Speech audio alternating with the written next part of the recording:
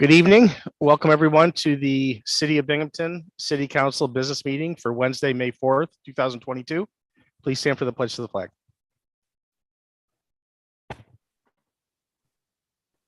Pledge of allegiance to the flag of the United States of America and to the republic for which it stands, one nation, under God, indivisible, liberty and justice for all. Thank you, everyone. Mr. Clerk, would you please do a roll call for us? Yes. So it looks like Councilman Scaringi is absent. Councilwoman Resnetti, Present. Councilwoman Riley, Present. Councilwoman Friedman, Present. Councilman Burns is also absent. Councilman Scanlon, present. and President Strawn. Present. That's 5 here, 2 absent, Scaringi and Burns. Oh, Councilman Burns just walked in.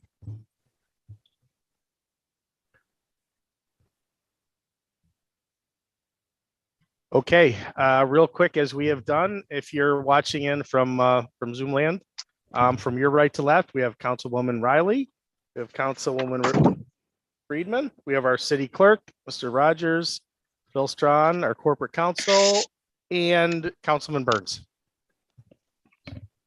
So we'll now move to the approval of minutes from the April 20th, 2022 business meeting. Councilwoman Resnetti. Thank you. I'd like to make a motion to approve the minutes from the April 20th, 2022 business meeting. Yeah. All in favor? Aye. Aye. Okay. Thank you for that. We do not have a public hearing tonight, so we will go right to our public comment portion of our meeting. Mr. Clerk, will you tell folks how they can participate this evening? Yes, residents wishing to submit to participate in public comment may do so by clicking the raise hand button via Zoom and leaving it raised for 5 minutes, and we will allow you to speak one by one. And please state your full name and if you live or work in the city of Binghamton. Right now, we see no hands raised.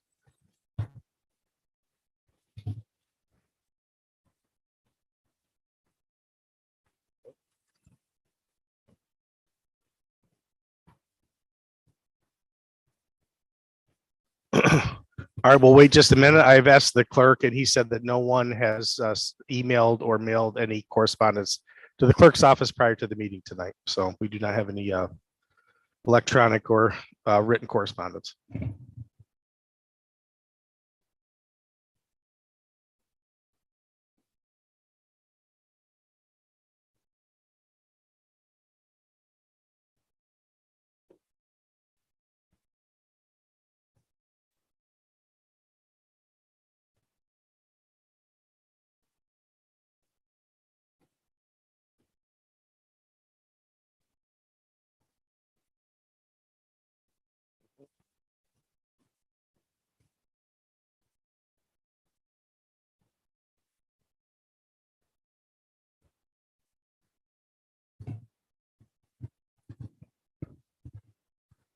Okay, we do not have anybody even logged in, so we will proceed in our agenda.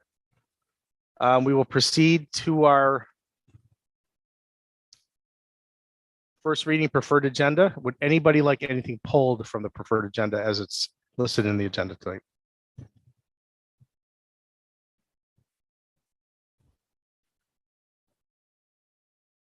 Okay, Mr. Clerk, will you start walking us through the preferred agenda, please? Yes. Okay. So the first item on tonight's preferred agenda is introductory ordinance 22-79 considered in finance. And this is an ordinance to amend the 2022 Binghamton Johnson City Joint Sewage Board budget to increase the insurance recovery revenue and the 2022 budget appropriations as related to the BAF complex repair and rehabilitation. Any questions or comments on introductory ordinance 22-79? Okay, please proceed. Next, we have introductory ordinance 22-80 considered in finance. And this is an ordinance to amend the 2022 budget to allocate ARPA funds to support mental health and substance use treatment. Any questions or comments on introductory ordinance 22-80? Councilwoman Friedman, go ahead. Thank you, President Strawn. I just wanted to say that this is the kind of thing that I think that American Rescue Plan Act funds were designed to fund. And I feel the need to say this because a lot of times I think I come off as a naysayer where I'm just like, no, this isn't right. Well, this is something that I think is directly related to the pandemic and lockdown. Mental health for many people plummeted, and substance use disorder increased for many people as well. So when we think about what did the pandemic exacerbate, and then how can we directly help people by using this money, this is the kind of plan or initiative that I was thrilled to see. So I'm very excited to vote yes for this. Thank you. Thank you. Councilwoman Riley, go ahead. You, Council President Strawn, and in typical fashion, Councilwoman Friedman has shared my sentiment, but I wanted to highlight the fact that May is Mental Health Awareness Month. So it makes this even more special that we are using the funds to support the underrepresented community, which are those that are stigmatized and just endure a lot of hardships that, again, were exacerbated through the COVID period. I think it's important that, again, as city representatives, we hear and try to meet the needs of our residents that are most at risk or suffering the most. And this, again, stands to support, or at least works in the direction of us doing what we've been entrusted to do. As I mentioned earlier, this is Mental Health Awareness Month, and the slogan or the focus is Together for Mental Health. And I think, again, this legislation says that the city of Binghamton is working hard to do so. So I stand and support this legislation and this use of ARPA funding. Thank you. Thank you. Any other questions, comments on introductory ordinance 22-80? Okay, please proceed. Okay, the next item on the preferred agenda is introductory ordinance 22-81 considered in finance. And this is an ordinance to amend the 2022 personnel and civil service budget to defund a program assistant position, fund a personnel and civil service assistant position, and amend the code accordingly. Any questions or comments on introductory ordinance 22-81? Okay, please proceed. Next, we have introductory ordinance 22-82 considered in finance. And this is an ordinance to amend the 2022 personnel and civil service budget to defund an assistant director of personnel and safety position, fund a civil service administrator position, and amend the code accordingly. Any questions or comments on introductory ordinance 22-82? Councilwoman Riley, go ahead. Thank you again, Council President Strawn. For those that may be watching and those, my fellow colleagues, again, this is what, as council, we have been entrusted to do, have the leadership within the building that work hard day to day, assess and prioritize the needs of those in their employ. I really want to show support for those that are working to make sure Binghamton is the city of choice.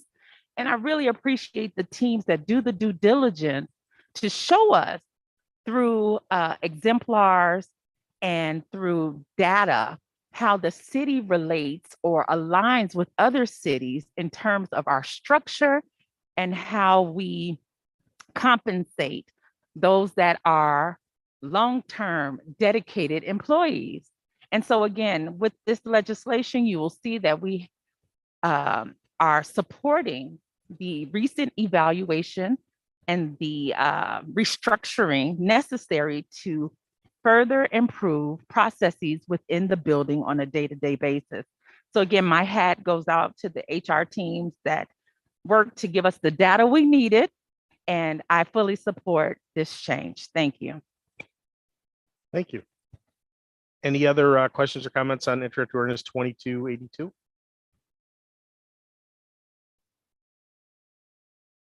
Okay, please proceed. Okay, next on the preferred agenda is introductory resolution 22-44, considered in finance. And this is a resolution authorizing the mayor to enter into an agreement with the Broome County Urban League to support the Attain Lab at 47 North Street.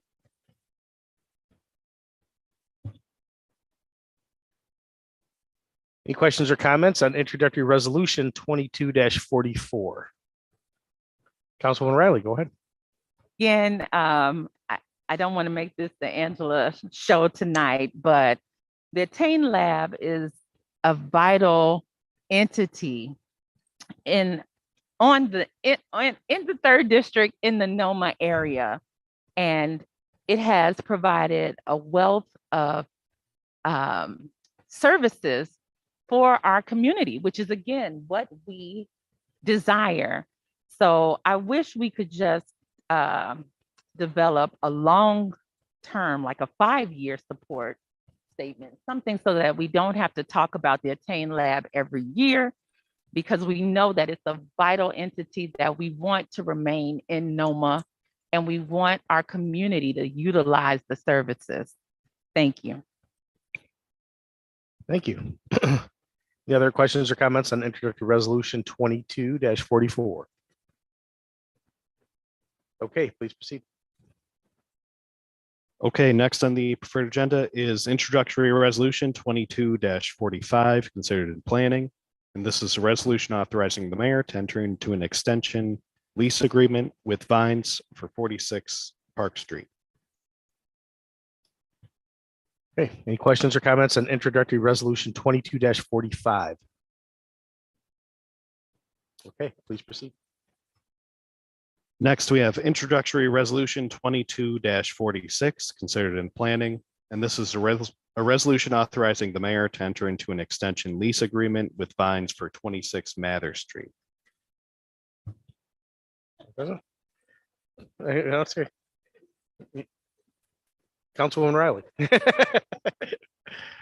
Right, I said I was not going to say anything, but that's again, okay. this is another vital resource in the NOMA area. If you have not driven by the Vines property, you need to, because the property at 26 Mather, although all the properties are really nice, really brings something to Mather Street. So again, I wholeheartedly support this legislation. Thank you. Okay. No, I agree. We have one over on New Street. I guess it's not renewal yet, but I agree. It's a good thing. Okay. Please proceed, Mr. Clerk. Okay, our next item is introductory resolution 22-47, considered in finance. And this is a resolution authorizing the mayor to enter a term agreement by services. Questions or comments on introductory resolution 22-47? Okay, please proceed. Next, we have introductory resolution 22-48, considered in finance. And this is a resolution authorizing the mayor to enter into a term agreement with Holbert Engineering and Land Surveying DPC for surveying services. Questions or comments on introductory resolution 22-48? Okay, please proceed. Next, we have introductory resolution 22-49, considered in planning. And this is a resolution authorizing the mayor to amend the FY47 annual action plan. Any questions or comments on introductory resolution 22-49? Okay, please proceed. Okay, next we have introductory resolution 22-50, considered in planning. And this is a resolution authorizing the mayor to amend the agreement with Greater Opportunities for Broome and Shenango Incorporated for use of FY47 CDBG and ESG funds. Okay, any questions or comments on introductory resolution 22-50?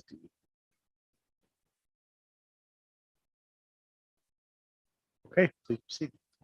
Next, we have introductory resolution 22-51 considered in finance. And this is a resolution authorizing the mayor to enter into an agreement with the Family and Children's Society Incorporated to support a new building for outpatient mental health and addiction services. Any questions or comments on introductory resolution 22-51? Okay, please proceed. Next, we have introductory resolution 22-52 considered in finance. And this is a resolution authorizing the city of Binghamton to accept donations for the Parks Department birdhouse building competition. Any questions or comments on introductory resolution 22-52? Please proceed. And the last item on tonight's preferred agenda is introductory resolution 22-53 considered in planning. And this is a resolution authorizing the mayor to enter into an agreement with Chanis and Anderson Architects, PLLC, for additional architecture and engineering services. Okay. Any questions or comments on introductory resolution 22-53?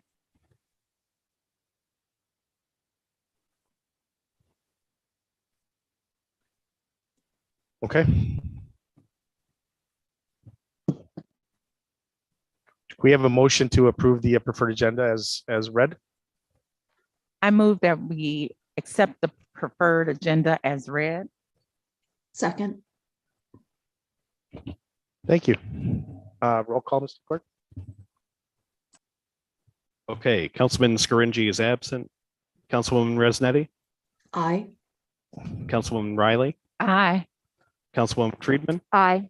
Councilman Burns, Aye. Councilman Scanlon, Aye. President Strong. Aye. That's 6 ayes, 1 absent. Scaringi. Okay, thank you everyone for that. We will now proceed to our non-preferred agenda. We have one item. Introductory resolution 22-43 considered in finance. Councilman Scanlon. I ask for unanimous consideration for introductory resolution 22-43. A resolution to accept $7,164 from the Governor's Traffic Safety Committee to fund police overtime. Okay. We have a second for that? Second, Okay, thank you. Any questions or comments on introductory resolution 22-43? Councilwoman Friedman, go ahead. Thank you, President Strawn. Something that I've mentioned before, particularly when we were talking about when we had the Police Reimagination Committee that was convening, was reimagining what it is that we ask our police officers to do. And is it necessary in certain situations to send an armed, uniformed police officer? There have been municipalities who have separated their traffic safety officers so that that task, which really I would argue does not need an armed, uniformed police officer, at least in the in these municipalities that have separated them. And I I aired my qualms with the Police Reimagination Committee, or collaborative rather, because I don't, I think there's some avenues that we did not necessarily explore when thinking about, okay, how do we reimagine community safety? 11% of all fatal police shootings happen during traffic stops. And while I'll vote to support this just because it's not coming out of our taxpayers' pockets, but I do believe that this is worth re-examining in the future if something like this is necessary. I would argue that there could be a case to be made that no, it's not necessary. Thank you.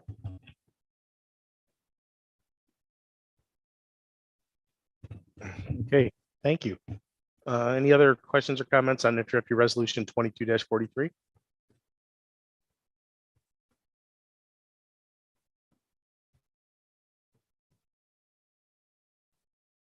Okay, do we have a call to question out there? Full question, Mr. President. Okay, thank you. Mr. Clerk, could you roll call, please? Okay, Councilman Scaringi is absent. Councilwoman Resnetti, Aye. Councilwoman Riley, Aye. Councilwoman Friedman, Aye. Councilman Burns, Aye. Councilman Scanlon, Aye. and President Strawn. Aye. That's 6 ayes, 1 absent, Scaringi. Okay, good job. We got through that really quickly. We will now move to our communication from council members. Believe it or not, this is our 9th business meeting of the year already. And for that, we will start with Councilwoman Riley.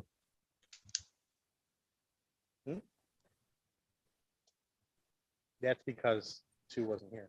That's because Councilman Resnetti wasn't here. Right. So I know they probably didn't hear our discussion. No, it's okay. But I went first last time, but it's good.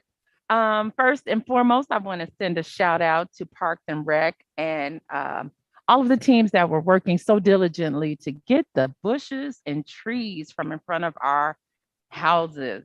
Again, some of the typical rules were ignored so that all of our residents could be supported, because I know several of us had several trees damaged, and it would have been quite costly to have that hauled away. So again, shout out to them and shout out to the city for looking out for the residents. This week is Mother's Day. And I said this week, yes, you heard me correctly, because mothers deserve a week, if not a month, if not a year. And I want to shout out, there's going to be an awesome speaker at Trinity AME Zion this Sunday, representing the mom. So if you are looking for something that will uplift you, come out to Trinity AME Zion on Oak Street. Unfortunately, that part of Oak Street is not the 3rd district, but I have to highlight that speaker. If you want to be uplifted for the weekend as you spend time with that woman you love so much, or anyone that has supported you in a maternal nature, start there.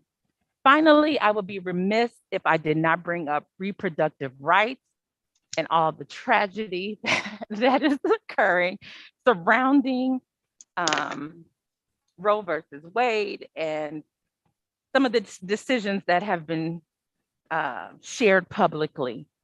Again, there's lots of discourse going on in various venues, but as a woman, I deserve the choice. And I think it's important that we listen to those that are affected by these changes and continue to advocate appropriately. Yes, this is a national issue, but you can best believe it affects each and every one of us around this table, especially when we start seeing funding or requests for funding from certain agencies within this city.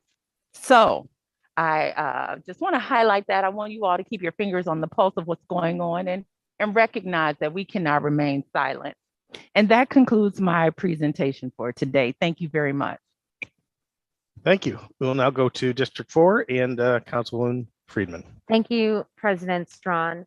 In addition to Mother's Day coming up, we just had a holiday, which was May Day, International Workers' Day, which is important because we all here are workers.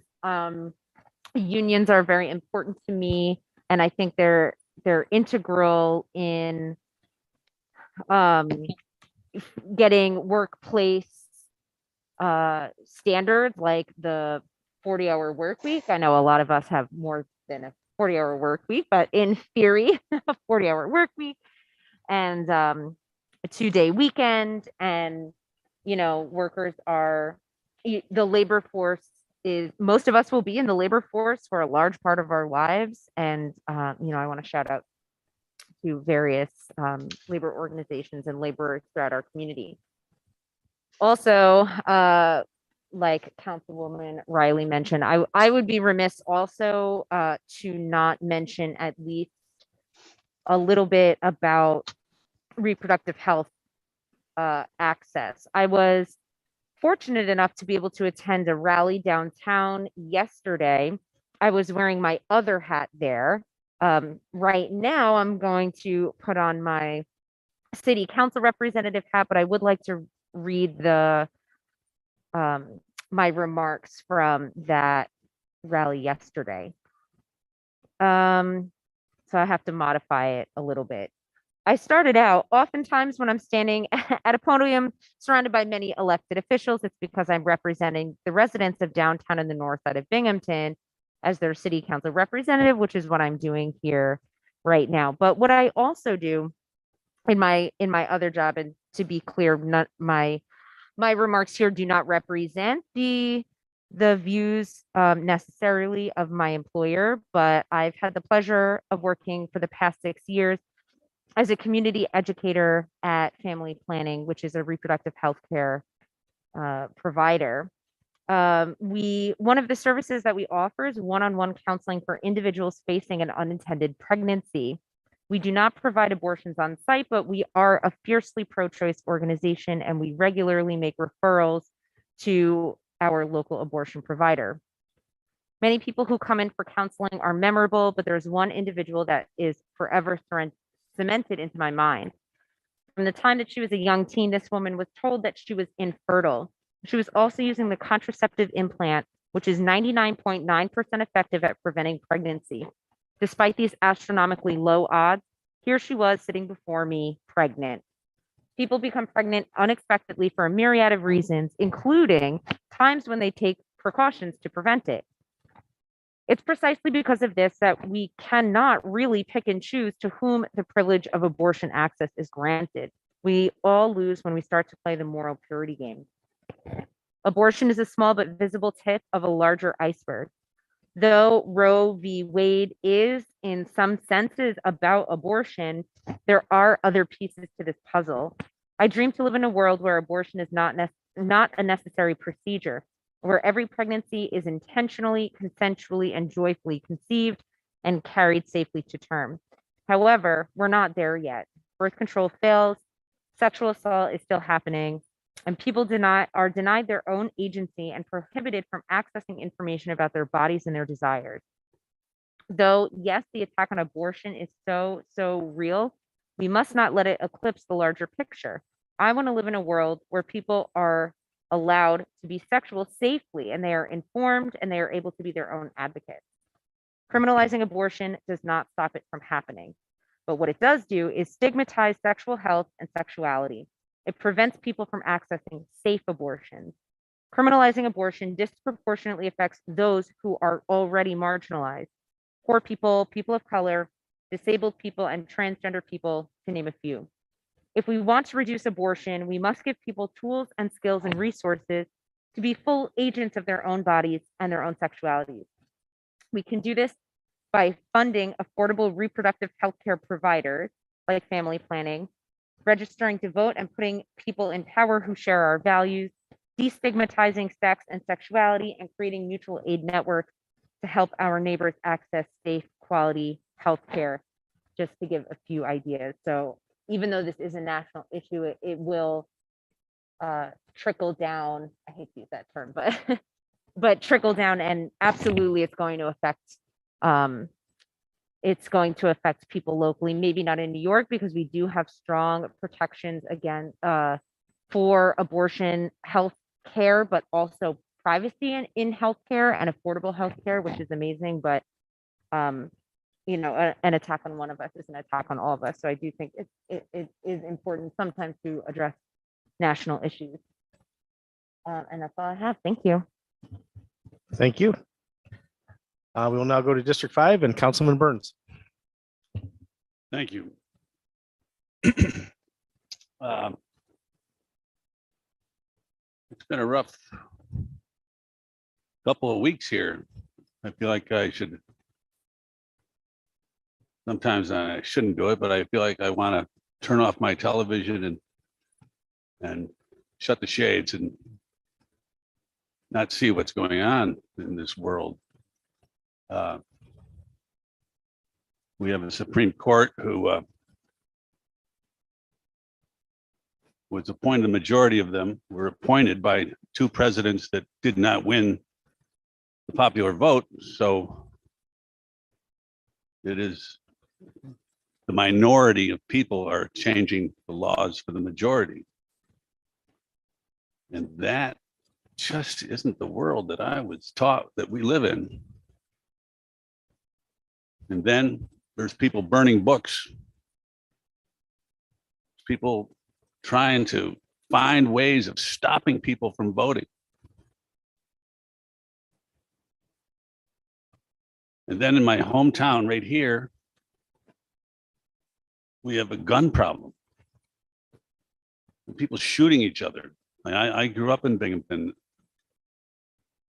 And I guess I'll show my age a little bit, but the world that I grew up in, there were no shootings in Binghamton. You never, ever heard of anybody even owning a gun. People shooting each other to solve their problems. And I talk to people, they say, well, you know, it's poverty that does it. Well, I don't disagree with that, but you know, when I was a kid, there was poverty. There was people that were coming from other countries to work at EJs, the people coming from poverty to live in poverty. You know, which way EJ was the big thing that people would say jokingly in Binghamton about the immigrants looking for work. And I lived on Walnut Street, and where the gas station is on Walnut in Maine, it used to be the Catholic Charities, and once a week there was a line outside of there. My mom would explain to me, no, that's poor people lined up there to get clothes or whatever help they could get from the Catholic Charities. People weren't shooting each other. So I don't, you know, I would like to work with everybody across every aisle. Not just give me one aisle, give me 5 aisles. I'll work with anybody. We've got to figure out how to stop this. And it's young people, you know, these young people with guns. We have to help them. We have to help ourselves. We have to stop it. And that's all I got. Thanks. Thank you. We'll now go to District 7 and Councilman Scanlon. Thank you, President Strawn. I applaud Mayor Cram and his administration for the $1 million investment to reduce gun violence he announced today. Binghamton is that unique in a problem with guns. It's across the country.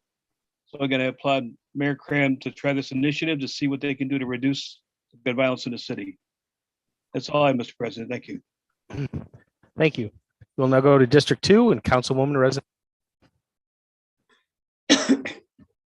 Okay, thank you. I'm losing my voice, so I'm just not going to say much tonight. I just want to say thank you to all of you for your comments. Have a good rest of the night, and happy Mother's Day weekend coming up. Thank you. Just a couple things real quick. The Southside Neighborhood Assembly had a cleanup on Saturday, and it was pretty well attended.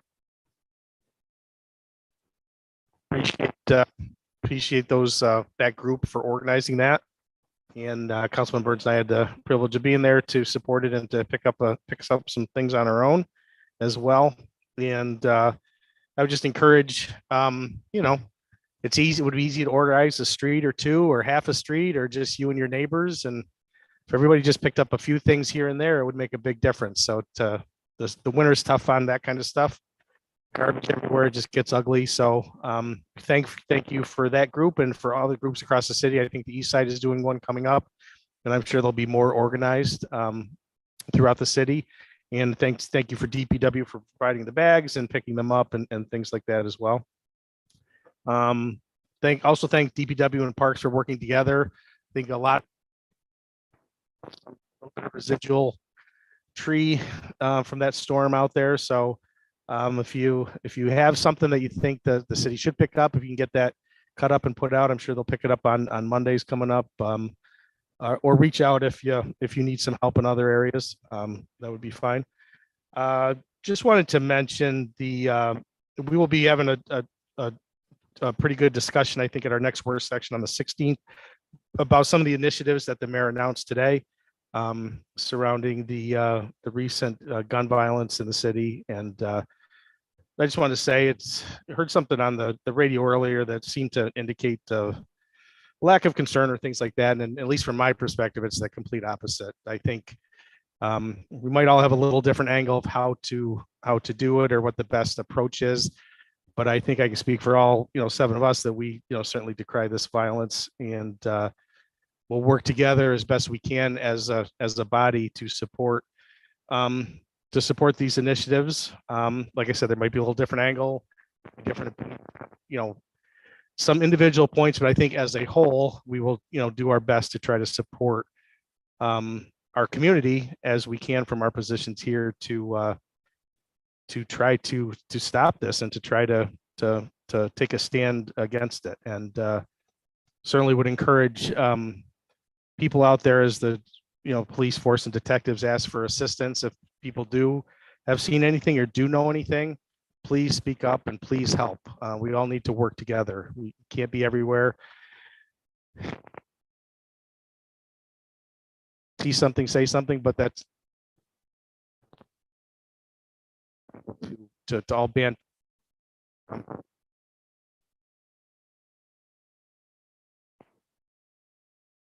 I think would go a long way. So that I'll take a motion to adjourn. So moved. All right. Have a good evening.